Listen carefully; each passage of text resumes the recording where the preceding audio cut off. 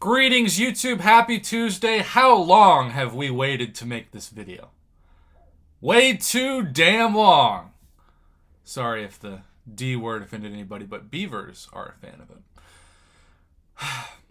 Remember how we talked about Scarlet Witch and Wolverine waiting forever to be 5 stars, and then by the time they got to be 5 stars, they were still good, but they weren't game changing or anything? Well, believe it or not, if you are newer to the game, when 6 stars were first introduced a couple years ago, because it's now been a couple years since 6 stars came into the game, for those of you like me who are so old in MCOC years that you remember when 4 stars were 6 stars. 6 stars were introduced, and Kabam said, you know, there are going to be some 5 stars that we just don't put into the 6-star pool because they would break the game. So the first round of 6 stars were like a bunch of middle tier champions. The best 2 champions by far in it were, I think, Angela and Doc Ock in the original 6-star basic pool. And I, being an idiot, decided that I would spend my first ever 6-star pools in the featured 6-star pool and spend 30,000 6-star shards, which when 6-star shards especially came out, they were like as rare as anything we'd ever seen. And I got Storm and Drax as my first 2 6 stars for 30,000 6-star shards because I wanted 6-star Killmonger and Void, thinking 6-star Killmonger and Void were going to change my account forever.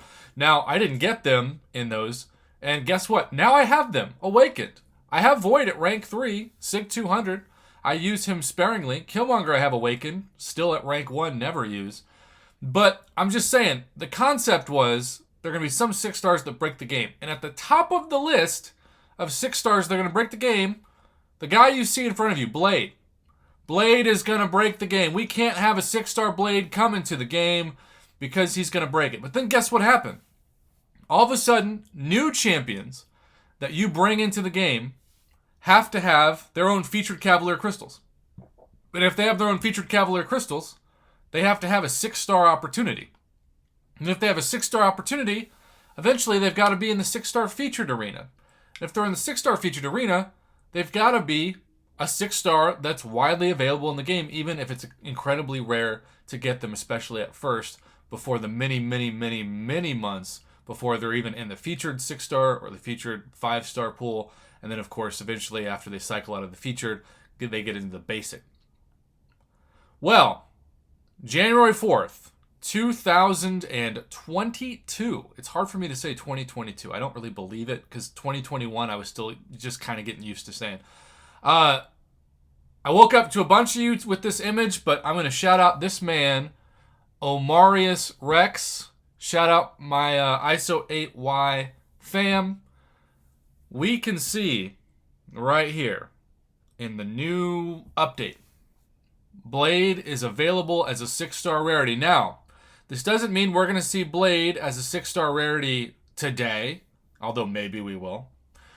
But this maybe means we're going to see Blade as a 6-star by the end of the month. Remember, this is a similar pattern to when we saw 6-star Stark Spidey, 6-star Ghost Rider, 6-star Medusa, you name it. 6-star Hyperion. All the 5 stars that were allegedly too powerful and would break the game. I still want to see a 6-star regen rate of Wolverine and OG Scarlet Witch. We've seen the new Black ISO Store Scarlet Witch obviously be introduced as a 6-star for purchase, which is a separate video for a separate time. But we were also told that she would only be available through the Black ISO Store for the first 6 months, and now I think it's been 6 months. So maybe she's going to come into other chances. Who knows? But the big question with this is it too late? Right? Is 6-star Blade, is that hype really where it could have been a year ago? Would you rank up a 6-star Blade and Awaken Blade before Aegon or especially Nick Fury? Do you even care about Blade as much as Stealth Spidey or Black Widow Deadly Origin?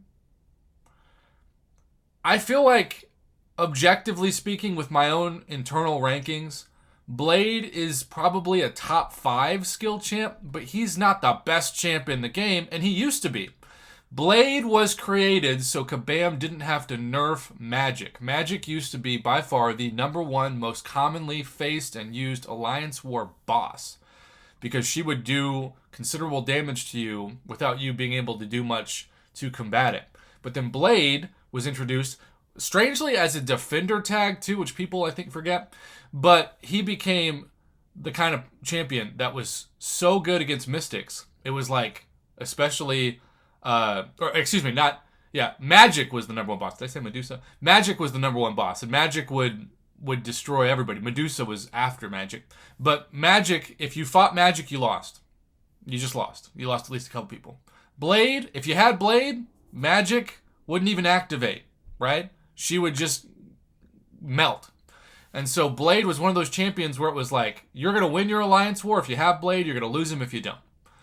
And that meant that Kabam didn't have to nerf Magic. Well, now we've got 6-star Blade, but I just don't know. I would take Nick Fury over Blade, especially with the synergies. I would probably take, just for fun, Aegon over Blade. Now, Blade doesn't have to be awakened to be useful, and that's a huge difference between him and Aegon. But I want to know, do you think it's kind of like the others, you know? I think one of my best examples of this is 6-star Star-Lord. People were kind of excited about that, and then once the shine wore off, it was like, oh, who cares, right? 6-star OG Vision, how many people actually use him now? Spend thousands and thousands and thousands of units, and it's like, he still kind of hits like a wet noodle, especially without some synergies. So I don't know.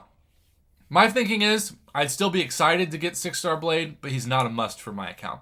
And that would have been a very, very different opinion, especially 2 years ago, but even 1 year ago. That's my personal thoughts on it. Thank you for the feedback, YouTube. And Omarius Rex, among other people, thank you for sending this along. Let me know what you think in the comments below.